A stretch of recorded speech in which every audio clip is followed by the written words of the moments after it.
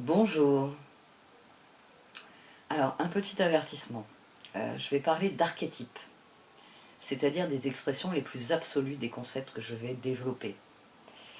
Donc, je vais beaucoup parler du taureau, mais en tant qu'archétype. C'est-à-dire que nous avons tous du taureau en nous, et selon la maison concernée, si elle recèle des planètes ou pas, le taureau s'exprime différemment chez chacun de nous. Forcément, il s'exprime un peu plus. Tu as les personnes qui ont soleil en taureau, l'ascendant au taureau. Mais avec les dominations, il peut arriver qu'un autre signe ait la main mise sur ce taureau-là. Donc, dans cette vidéo, je vais parler de Jupiter en taureau et comment il active les énergies au niveau collectif. Pas des personnes taureaux. Parce que, en plus, à l'âge adulte, c'est l'ascendant qui s'exprime, pas le signe solaire. Donc, gardez bien cela à l'esprit, surtout pour les abonnés qui ont accès à mon horoscope, parce que sur ce transit de Jupiter en taureau, bien sûr, j'ai fait en domification. Donc, vous regardez la maison concernée par le taureau, ou si vous n'avez pas envie de consulter votre carte natale, vous prenez votre ascendant et ça vous dira la maison où est probablement, enfin, sauf s'il y a des interceptions ou autres, ça peut arriver. Moi je sais que par exemple les maisons se chevauchent chez moi. Bon, j'ai envie de commencer avec un de mes livres préférés. Un de mes livres préférés depuis le collège, c'est Ravages de Barjavel. Oui, je sais, j'ai trop de livres préférés, et non, je ne trouve pas que la meilleure œuvre de Barjavel soit La Nuit des Temps. Ne gonflez pas avec La Nuit des Temps. Je préfère Ravage, je préfère La Fin du Tigre, enfin. Et je vais vous citer ce qu'il écrivait en 1943 dans ce livre, que je vous conseille de lire si vous ne l'avez pas lu. C'est vraiment... alors oui, c'est de la science-fiction, hein, c'est une dystopie, mais je sais qu'à l'époque déjà, je disais que c'était une œuvre aussi majeure que 1984, ou que Le Meilleur des Mondes, ou que Fahrenheit 451. Je mettais Ravage, je les avais rangés tous les quatre ensemble. Et je disais à qui voulait l'entendre, si tu as lu ces trois-là, faut que tu lises Ravage. Donc, j'imitais aussi un livre de Georges Léoux, La 25e heure. Il y avait aussi ce livre-là, enfin je sais pas si je prononce bien le nom en plus, c'est un écrivain roumain. Et donc je mettais La 25e heure aussi à côté. Plus tard il y a eu Le mythe de Sisyphe. Pour moi, c'est des livres qui se recoupent dans leur sens. Et là, dans l'extrait que j'ai choisi, le personnage dit cela. Tout cela, dit-il, est notre faute. Les hommes ont libéré les forces terribles que la nature tenait enfermées avec précaution. Ils ont cru s'en rendre maîtres. Ils ont nommé ça le progrès. C'est un progrès accéléré vers la mort. Ils emploient pendant quelque temps ces forces pour construire, puis un beau jour, parce que les hommes sont des hommes, c'est-à-dire des êtres chez qui le mal domine le bien, parce que le progrès moral de ces hommes est loin d'avoir été aussi rapide que le progrès de leur science, ils tournent celle-ci vers la destruction. On en revient à notre très fameux, on va dire, la maxime des Lumières, science sans conscience n'est que ruine de l'âme. Parce que c'est ce qui est pointé dans ce livre. Le fait que la course effrénée au progrès a fait que la vie humaine a perdu tout son sens. Et quand le progrès s'effondre sur lui-même, les hommes s'effondrent sur eux-mêmes. Je vais en reparler dans cette vidéo parce que notre société occidentale s'effondre sur elle-même. Elle refuse de voir que le reste du monde qu'elle a exploité, qu'elle a humilié, qu'elle a asservi, qu'elle a pillé. Et il n'y a rien de woke dans tout ça. Hein. Je vous ai suffisamment donné mon avis sur les woke. C'est pas woke, c'est un constat. Encore aujourd'hui, nous sommes dans une société qui cherche à s'accaparer toutes les ressources possibles et imaginables. Nous sommes dans une société qui cherche à tout contrôler. Parce que ce qui se passe en Chine, on veut savoir. En même temps, c'est chez eux. Alors oui, il y a des choses qui sont pas normales, et oui, on a raison de leur dire qu'on n'est pas d'accord. Mais peut-être qu'il fallait garder du travail en France, au lieu de faire travailler enrichir les Chinois en les faisant travailler. Ils auraient peut-être, on va dire, développé un système de valeurs moins chinois. Parce que, enfin, quand on plonge dans les empires chinois, on voit un peu les graines de ce qu'est devenu la Chine. Mais bon. Qu'est-ce que l'Occident? L'Amérique du Nord, l'Europe qui est en train de se fissurer, j'y ai jamais cru. Hein. L'Australie, la Nouvelle-Zélande, le Japon, ça fait pas beaucoup. Ça fait pas beaucoup en face des BRICS qui représentent la moitié de la population mondiale. Ça fait même pas beaucoup en termes de superficie. Ben oui, on est en train de parler de la Russie, la Chine et l'Inde. Dans le genre continent, c'est un peu plus volumineux que nous. Et bon, regardez une véritable carte et vous aurez une meilleure idée. Et tout cela va s'intensifier. Tout ça va s'intensifier pendant le transit de Jupiter en Taureau, toutes les tensions actuelles. Parce que Jupiter en Taureau va mettre l'accent sur toutes les formes de ressources. Sur notamment les marchés financiers. Ah oui, ça, les marchés financiers, ça va être un grand sujet avec Jupiter. Parce qu'en Taureau, Jupiter va être en conjonction avec Uranus, ainsi qu'avec le nœud nord. Et Jupiter en Taureau va matérialiser ce qu'Uranus et le nœud nord ont tenté d'initier au cours des 2 dernières années. Alors, le nœud nord, on aura du répit, puisqu'en juillet, il passe en bélier. Enfin, vous aurez du répit, puisque moi, bon, c'est là que se trouve mon nœud nord, donc j'attends de voir juillet. Donc, Jupiter sera en conjonction avec Uranus. Alors, à ce moment-là, ce sera en fin de transit, ce sera l'année prochaine, l'IA, l'intelligence artificielle, pourrait changer de visage. C'est le Verseau. Pour l'instant, la grande nouveauté, c'est, au vu de la situation actuelle, ça va être une révolution financière qui va s'opérer. Parce que Jupiter en Taureau, c'est censé être notre joker astrologique pour cette année. Mais dès son entrée, Jupiter fait très exactement un carré à Pluton. Et ça souligne que bon, le vent du changement n'est pas prêt de s'arrêter de souffler. Alors, Jupiter était en bélier, il s'est montré ambitieux, il a nourri notre courage, mais en Taureau, il va ralentir les choses. Il s'agit de réfléchir à ce que nous pouvons faire concrètement. Déjà, l'énergie de Jupiter change. Jupiter en Taureau, l'archétype se teinte de plaisir, surtout en matière de nourriture. Mais le Taureau est aussi un archétype qui est lié à l'argent, aux finances, et ces questions-là seront au premier plan. Alors, Jupiter en Taureau, dans l'absolu, c'est un transit qui peut nous aider à débloquer une relation plus équilibrée à la notion d'abondance. Mais avant de trouver un équilibre, il faut passer par un déséquilibre. Cas numéro 1, vous possédez plein de trucs, mais rien ne vous nourrit. Coucou les consommateurs. Ou alors, autre cas, vous vous empiffrez de tout ce que vous pouvez vous approprier en pensant que ça va combler le vide en vous. Coucou les narcissiques. Oui, ben oui, il y a le nœud nord. Il y a le nœud nord, il y a le karma des choses, il y a le problème que la conjonction actuelle, tant dans la réalité que là-haut, Jupiter a rejoint Uranus, qui est en Taureau depuis quelques années, a révolutionné la façon dont nous gagnons de l'argent et dont nous le gérons. Bref, qu'est-ce qui a réellement de la valeur et qu'est-ce qui n'en a pas? Je vous ai posé la question lors des nouvelles lunes en bélier. Qu'est-ce qui a de la valeur et qu'est-ce qui n'en a pas? Et Jupiter, en restant en Taureau jusqu'en 25 mai 2024, eh bien, va mettre l'accent sur ce qui a de la valeur et il va détruire ce qui n'en a pas. Donc beaucoup de choses vont évoluer au cours de cette année, jusqu'au 25 mai 2024. Un an. Bon, il y a les rétrogradations, on en parlera le moment venu, mais dites-vous que l'entrée de Jupiter dans un nouveau signe, c'est l'un des transits les plus importants de cette année. Parce que quelque chose dans le domaine de votre vie, gouverné par Jupiter, est sur le point de changer. Jupiter est la planète de la croissance, de l'expansion, de l'abondance. Le Taureau est le signe des ressources, de l'argent, des valeurs, des résultats concrets, de la cohérence et ce dont je vais beaucoup vous parler, du bon sens. Donc Jupiter en Taureau va tourner nos objectifs vers la croissance matérielle, certes.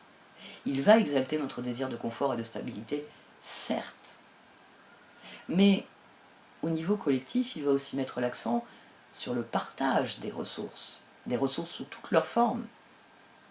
Il va accentuer la manière dont sont gérées les ressources. Et plus préoccupant, il va amplifier les activités des marchés financiers et leur spéculation sur la misère du monde, bien sûr. Parce que c'est en créant un déséquilibre qu'il peut ramener l'équilibre.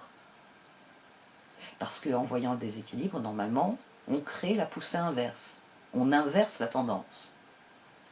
Si quelqu'un a accaparé toute la richesse, on lui enlève toutes les richesses qu'il a accaparées et on les redistribue. C'est ça, Jupiter en Taureau. C'est du bon sens. Parce que je l'ai cité il y a quelques jours, et j'ai vérifié depuis parce que je voulais être sûre de qui l'avait dit, c'est Thomas Sankara qui l'a dit.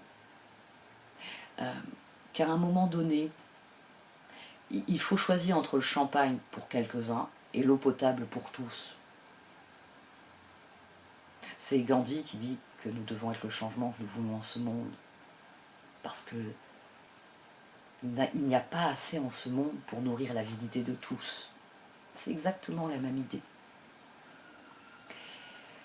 Alors, là je parle beaucoup de Jupiter, on va dire au niveau collectif. Un petit point quand même sur le personnel.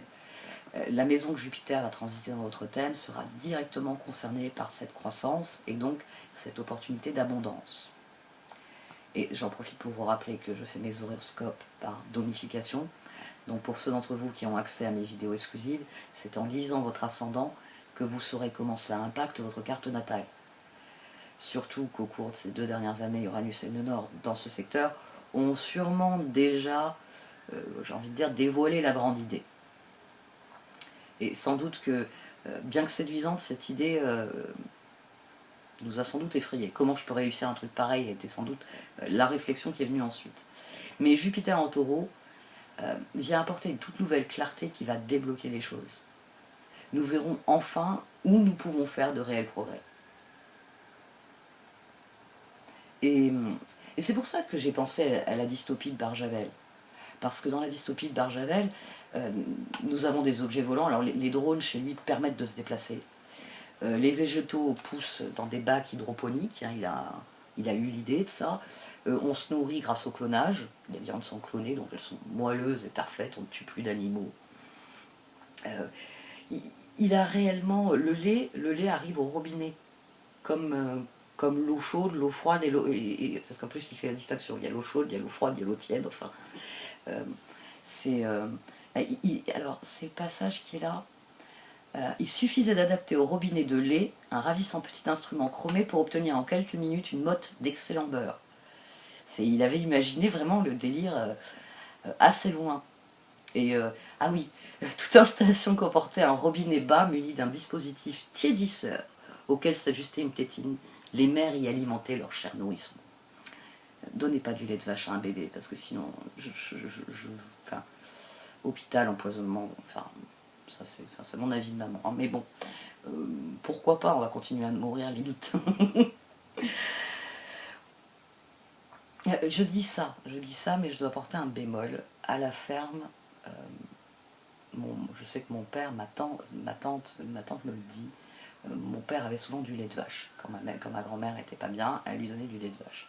Mais bon, elle venait d'être traitée, la vache. Donc, comme dit ma tante, c'était pas le même lait que celui qu'on a maintenant. Il sortait de la vache. Et bon, tous les cousins de mes parents qui ont eu le même traitement à la ferme ont très bien grandi. Mais ne donnez pas du lait, vous savez, celui qui est en bouteille dans votre frigo. Bon, on va fermer cette parenthèse parce que, alors le transit de Jupiter en Taureau sera beaucoup plus agité qu'en Bélier. Je pense que je vais vous en parler beaucoup plus finalement. D'abord parce que bon, là on a le carré avec Pluton, donc je vais abondamment vous parler. La conjonction avec le nœud nord, ça c'est au 1er juin, mais elle est d'ores et déjà, on va dire, dans l'énergie collective.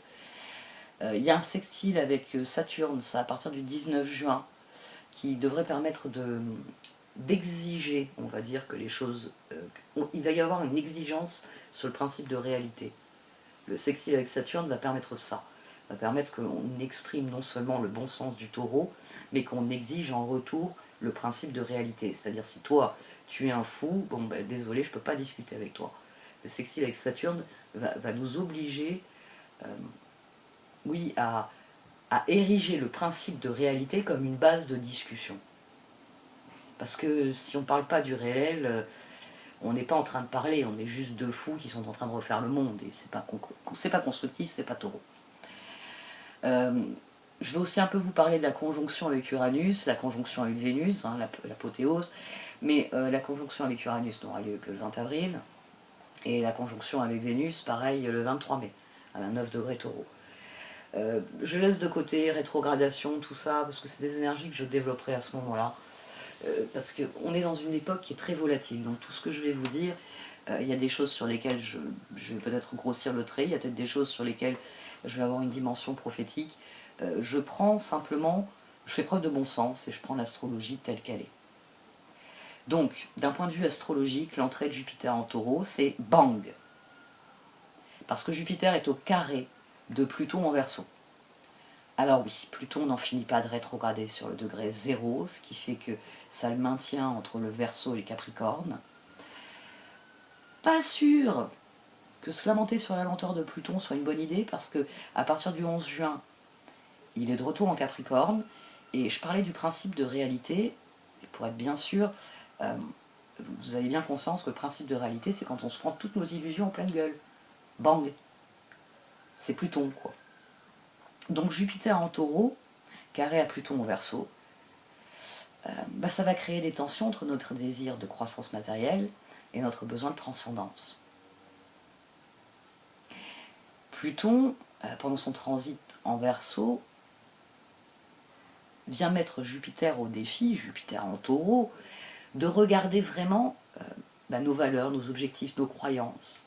Si nous les exprimons vraiment, ou si nous nous faisons des illusions sur ce que nous sommes et sur ce que nous défendons. Pluton veut aller au fond des choses pour changer. Et ici, ce qui est en jeu, c'est... Alors, nous voulons tous, et c'est quelque chose que j'ai exprimé ces derniers jours, plus d'argent, plus d'abondance dans notre vie. Alors, c'est vrai que c'est crucial chez moi, et c'est sans doute ce qui me fait percevoir ce transit de manière si aiguë. Que signifie l'argent? Que signifie l'abondance? Comment je satisfais mes besoins? Quels sont mes besoins? Etc. Toute cette réflexion-là, on en revient à qu'est-ce qui a réellement de la valeur? Qu'est-ce qui n'en a pas? Et Jupiter en Taureau va souligner que la véritable abondance est le reflet de notre propre création de valeur. Ben oui, c'est pour ça qu'il sous-tend les systèmes de valeur. Parce que j'en connais, je pourrais citer des exemples connus, des gens que j'ai vus vivre ça, parce que Monaco attire ce genre de population, on va dire, des gens qui gagnent à la loterie, qui gagnent au loto, ou qui gagnent, qui ont tout d'un coup un énorme héritage, parce que ça y est, la grand-mère qui avait la villa qu'elle ne voulait pas lâcher, et dont le terrain vaut des millions, c'est des gens qui ont fini misérablement, qui sont dans une misère bien plus grande que celle que je pourrais jamais connaître. Des fois, quand je me dis t'es pauvre, je me dis oh, il y a bien plus pauvre que moi. C'est parce que nous ne sommes épanouis que lorsque l'argent que nous possédons est vraiment le reflet de ce que nous apportons, de ce que nous créons, de la valeur que nous créons nous-mêmes. L'argent n'est pas quelque chose que nous gagnons, c'est quelque chose que nous créons. Nous apportons quelque chose qui fait la différence, et en échange, nous recevons de l'argent. Cette percée dans la réflexion, elle est très libératrice. Parce que ça met les choses dans l'ordre. Nous sommes créateurs d'abondance. Lorsque nous comprenons la relation entre la création de valeur et l'abondance, nous connaissons les étapes exactes que nous devons suivre pour créer une vie abondante en harmonie avec l'expression de nos talents.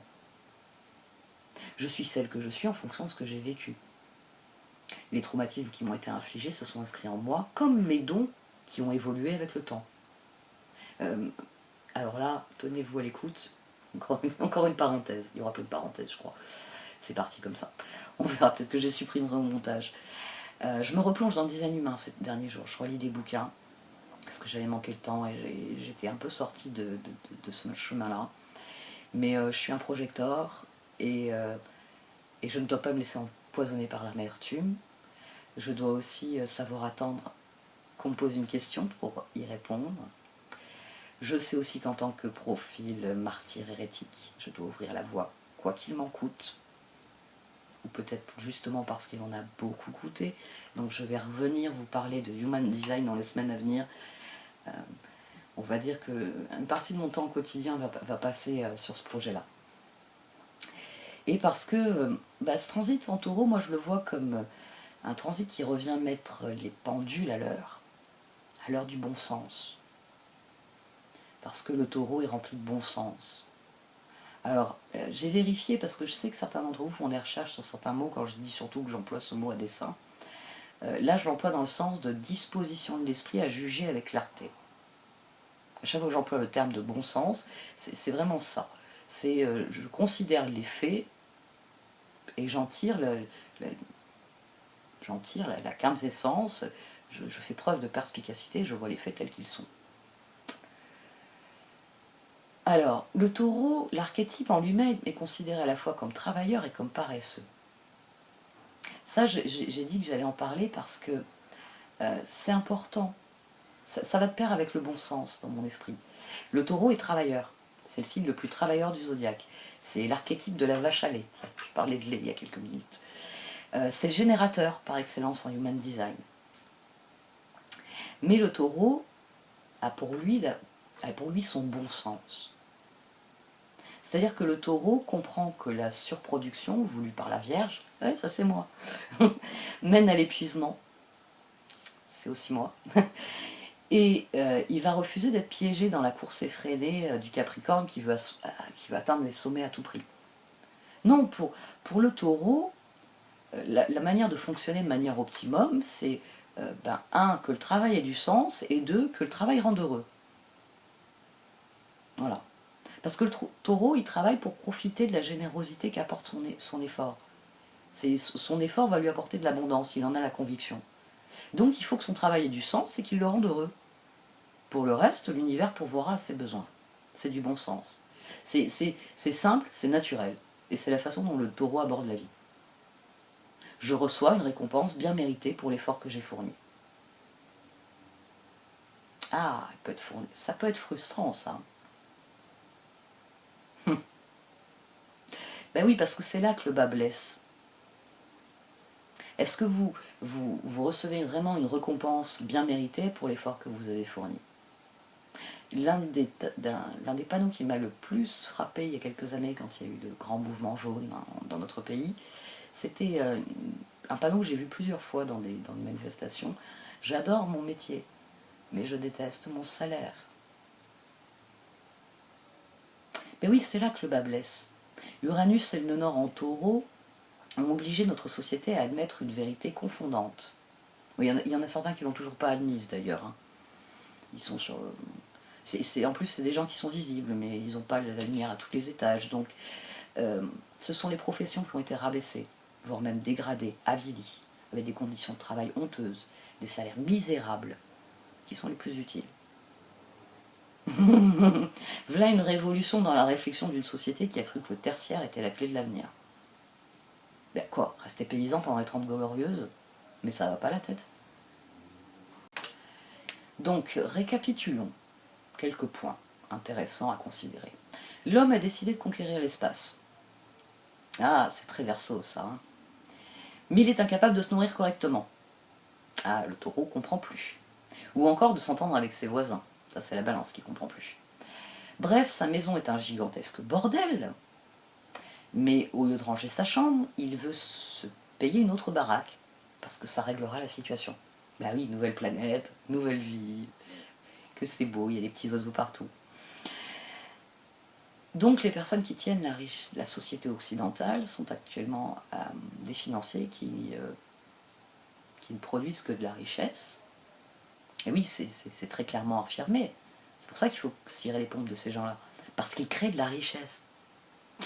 Ça, c'est une formule, dès que je l'entends, j'ai envie de prendre la personne, la mettre au coin et l'y laisser, vous savez, l'y oublier quelques jours. Histoire qu'ils réfléchissent au type de richesse qu'il y a dans la vie. Ben, c'est vrai, parce que c'est souvent des gens pour qui bouffer ça sert à rien. Donc ils pensent qu'en termes d'argent électronique, vous savez, Bitcoin, tout ça. Donc c'est des gens qui trouvent normal de miser sur la misère pour créer des trucs qui servent à rien. Ou encore des applications téléphoniques qui abrutissent leurs utilisateurs au point que les créateurs interdisent l'usage de ces applications à leur entourage. Bref, le taureau va regarder tout ça avec un œil plus que dubitatif. Et Uranus et le nœud nord qui avaient déjà pointé toute cette dissociation mentale, on va dire, qui est à l'œuvre actuellement dans notre société, Jupiter va amplifier le phénomène de dissociation mentale. C'est-à-dire que le taureau le sait, l'argent ne se mange pas, il ne nourrit pas. Et c'est toutes ces soi-disant innovations non plus. Il va falloir faire preuve d'un peu de pragmatisme, et Jupiter va amplifier le bon sens du taureau. Et peut-être que les vaches seront bien gardées après ça. Allez savoir. Mais pourquoi je dis ça? Parce que je suis obligée de parler du passé, et que les dernières fois où Jupiter était en taureau, il a créé des remous. On va les qualifier comme ça. Par exemple, entre juin 2011 et juin 2012, à l'époque du krach boursier qui a tant coûté au Portugal, à la Grèce, qu'on a crucifié, c'est jamais que le berceau de notre civilisation qui a été maltraité et bradé sur les marchés financiers qui avait provoqué le crash. Oui, on est en train de parler de ceux qui ont créé le malheur et qui après ont créé de nouvelles richesses sur le malheur qu'ils avaient créé. Ouais. D'ailleurs, en parlant de ce krach, l'exemple le plus intéressant, même au niveau astrologique pour les transits de ce pays, c'est l'Islande. L'Islande a su tirer de véritables leçons du krach boursier de ces années-là. L'Islande a fait preuve de bon sens. L'Islande a opté pour le taureau.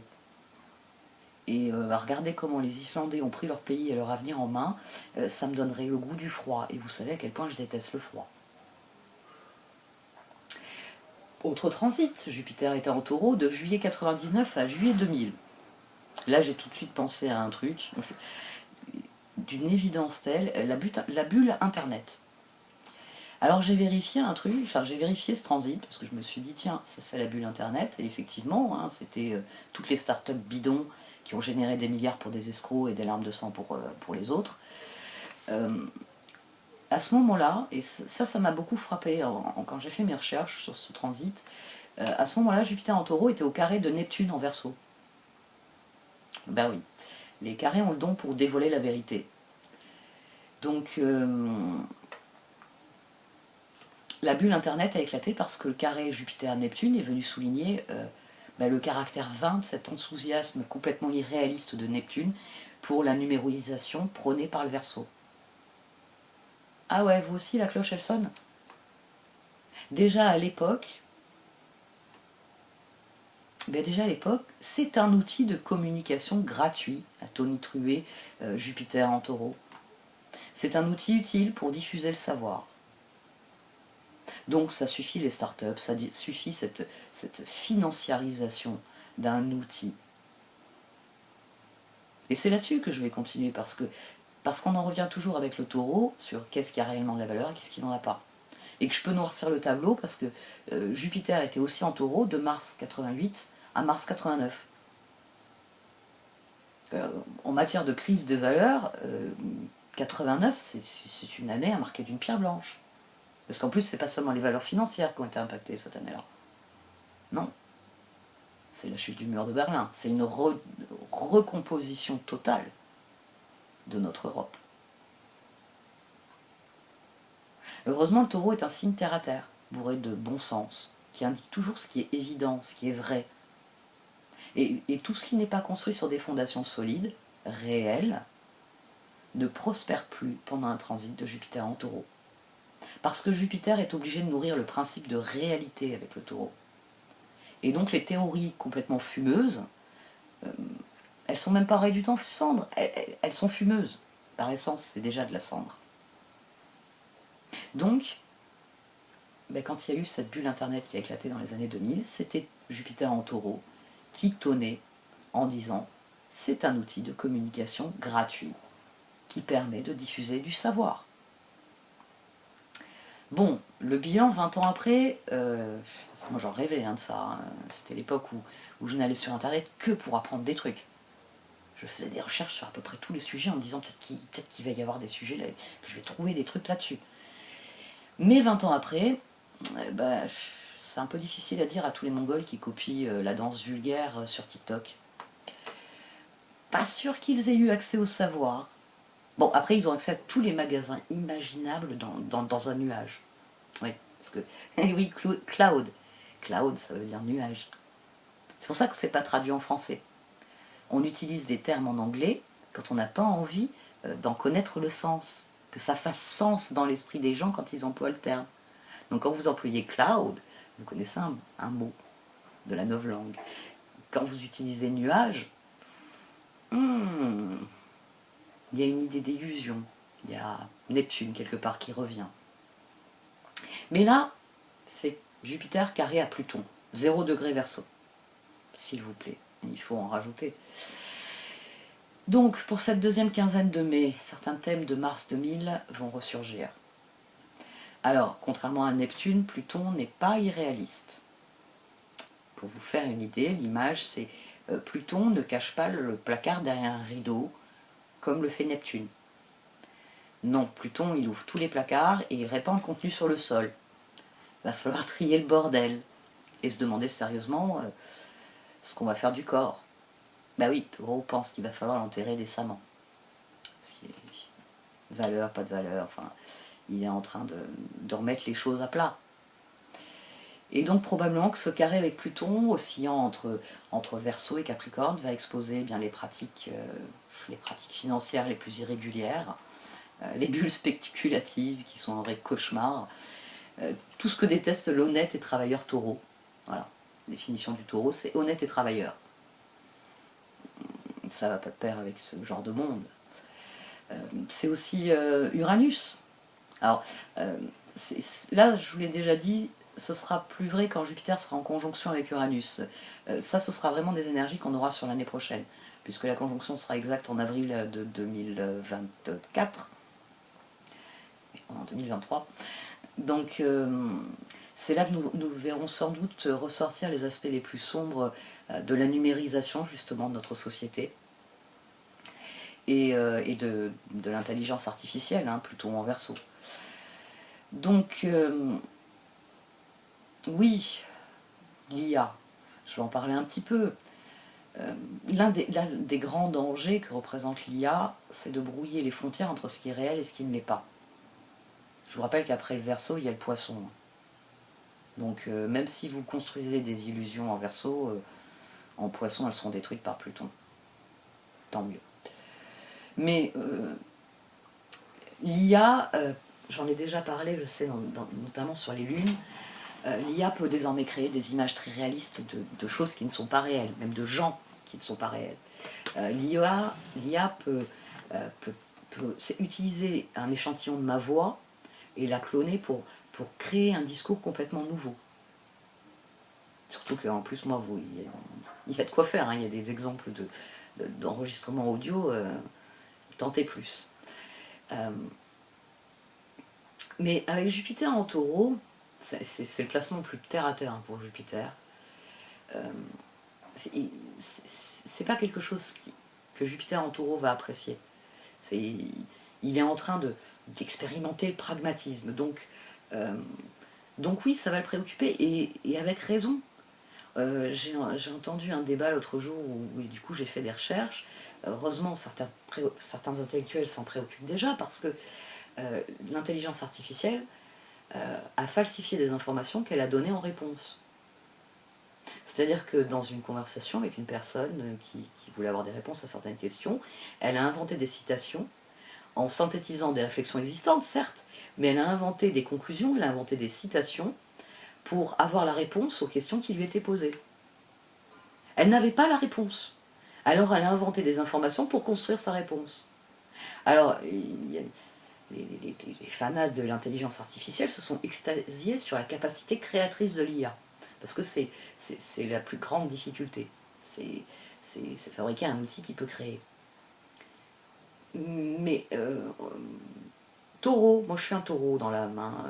J'ai pas de placement en taureau, mais je suis un taureau dans l'âme. Je suis une vierge. C'est un outil qui est censé donner accès à un savoir authentique, des informations vérifiables.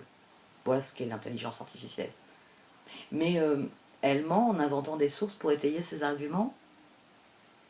Ce genre de débatteur était exclu de tout débat autrefois. Parce qu'il ne faut jamais écouter les menteurs, nous dit le taureau. Les menteurs créent le malheur de ceux qui les entourent. Vous avez... en plus, moi, ça m'a d'autant plus interpellé, c'est pour ça que j'ai fait des recherches. Vous avez beaucoup de nouvelles d'Asimov qui tournent autour de ça. Du moment où l'IA estime qu'elle sait mieux et que elle aura le dernier mot, finalement. Et elle invente des choses pour avoir le dernier mot. On en reparlera, je pense, beaucoup plus largement, oui, on va dire sur la fin du transit. Je pense que l'année prochaine, ça redeviendra mon dada. Parce que pour l'instant, la grande question, c'est comment va se jouer Jupiter en carré avec Pluton. Alors un carré, vous le savez, c'est un aspect, c'est un transit tendu qui montre ce qui ne fonctionne pas, ce qui doit être ajusté. Mais surtout ce carré-là, il colore le début du transit. Parce qu'en plus, on a une conjonction avec le nœud nord, donc c'est une question de karma. Jupiter adopte le bon sens du taureau, ça entre forcément en contradiction avec avec le programme de Pluton en Verseau, tiens donc. Et, euh, et nous n'avons pas seulement affaire au carré Jupiter-Pluton, je l'ai dit il y a quelques minutes, on a aussi le nœud nord qui est conjoint à Jupiter en taureau. Ce transit ne sera pas facile. On va dire qu'au moins jusqu'à l'été, les ajustements, les changements sont non seulement inévitables, mais sont sans doute assez majeurs, assez importants. Parce que nous devons d'abord réparer ce qui ne fonctionne plus, avant de pouvoir prétendre récolter les bénéfices que nous réserve la conjonction Jupiter-Uranus pour avril 2024. Parce que ça, je ne l'ai pas encore dit, mais les conjonctions Jupiter-Uranus créent des avancées, des innovations extraordinaires. Donc oui, on va devoir faire face à l'intelligence artificielle, mais comme tout ce qui sort d'une conjonction Jupiter-Uranus, surtout en taureau, devient plus réel, c'est à plat durée dans le temps, nous ancrerons sans doute des choses positives à ce moment-là. Mais d'ici là, il y a du travail à fournir. Et alors, j'en ai parlé brièvement il y a quelques minutes, je vais en reparler maintenant. Donc un mois après la conjonction, c'est-à-dire en mai, Jupiter finira son transit en taureau en étant en conjonction avec Vénus à 29 degrés taureau. Vénus étant en domicile, les conjonctions Vénus-Jupiter font partie des transits les plus abondants en termes de bienfaits. Donc oui, ça va être un transit qui va être très difficile, on va dire sur sa première moitié, jusqu'à la fin de cette année-ci. Mais dès que nous rentrerons dans l'année 2024, nous commencerons à voir des évolutions très concrètes. Et nous saurons qu'est-ce qui a de la valeur ou qu'est-ce qui n'y en a pas. Le tri sera d'ores et déjà très clair, parce que nous recevrons, notamment avec la conjonction Vénus-Jupiter, nous recevrons le fruit de nos efforts. Ben oui, c'est ça qui est bien avec le taureau. C'est la juste récompense pour les efforts fournis. Voilà ce que représente le taureau. Mais d'ici là, nous devons être conscients des défis que nous lance le carré Jupiter-Pluton. Parce que Jupiter commence son voyage en taureau par une dispute avec Pluton. Heureusement, ça se termine par peut-être une chaude nuit avec Vénus. Soyons fous. Donc si nous voulons la prospérité et l'abondance, Vénus conjointe à Jupiter, en mai prochain, il faut attendre un an, nous devons d'abord libérer des comportements malsains qui nous maintiennent piégés dans la peur de manquer, dans la peur d'avoir moins que les autres, dans la peur de partager ses ressources, dans la peur d'être juste, d'être vrai, d'être réel. Jupiter en carré à Pluton à 0 degré Taureau, 0 degré Verseau. Pour conclure, je vais de nouveau vous citer Barjavel. Je voulais puiser dans La fin du tigre, parce que c'est un livre que j'aime beaucoup. Mais je ne retrouvais pas le passage, et en fait je l'ai retrouvé dans Si j'étais Dieu. Et je trouve ce passage assez intéressant, parce que je trouve que Barjavel est un auteur qui de nos jours est largement méconnu. Je l'ai vu sur aucune liste de collège et de lycée de mes enfants. C'est pour ça que j'estime qu'il est méconnu. Même La nuit des temps, même ce que je m'ennuie. Ce bouquin, je l'ai pris en grippe à l'époque. On lisait en classe et la prof était là à en rajouter. Alors que j'avais lu toutes les autres œuvres de Barjavel et je trouvais qu'elles étaient bien meilleures. Donc j'ai pris ce livre-là en grippe. Donc voici l'extrait que j'ai sélectionné dans Si j'étais Dieu. Si je mets 10 hommes sur une île déserte, la loi d'attraction va les rassembler en 2 groupes. Et la loi d'opposition leur inspirer des idées absolument contraires sur la façon d'organiser l'île. Si un groupe pense nord, l'autre groupe, par réflexe immédiat, pensera sud. et ils commenceront à ramasser des cailloux pour se convaincre réciproquement en se les envoyant sur la figure. Si un des deux groupes se montre plus fort et absorbe l'autre, une force d'opposition va naître en lui, grandir, et le couper de nouveau en deux ou en plusieurs morceaux. C'est la loi. C'est pas cela qui fait le malheur des hommes. Ils pourraient, entre l'attraction et l'opposition, trouver un équilibre et vivre en paix, comme le soleil et les planètes. Ce qui les rend malheureux, c'est le bonheur, l'idée qui s'en fond, et le besoin de l'attraper. Ils s'imaginent qu'ils sont malheureux aujourd'hui, mais qu'ils pourront être heureux demain, s'ils adoptent certaines formes d'organisation. Chaque groupe a une idée d'organisation différente. Non seulement il se l'impose à lui-même, à grande souffrance, mais il cherche à l'imposer à l'autre groupe, qui n'en veut absolument pas, et qui essaie au contraire de lui faire avaler de force sa propre cuisine. Et chaque individu croit qu'il sera heureux demain, s'il est plus riche, plus considéré, plus aimé, s'il change de partenaire sexuel, de voiture, de cravate ou de soutien-gorge. Chacun, chacune attend de l'avenir des conditions meilleures, qui lui permettront enfin d'atteindre le bonheur. Cette conviction, cette attente, ou le combat que l'homme mène pour un bonheur futur, l'empêche d'être heureux aujourd'hui. Le bonheur de demain n'existe pas. Le bonheur, c'est tout de suite ou jamais.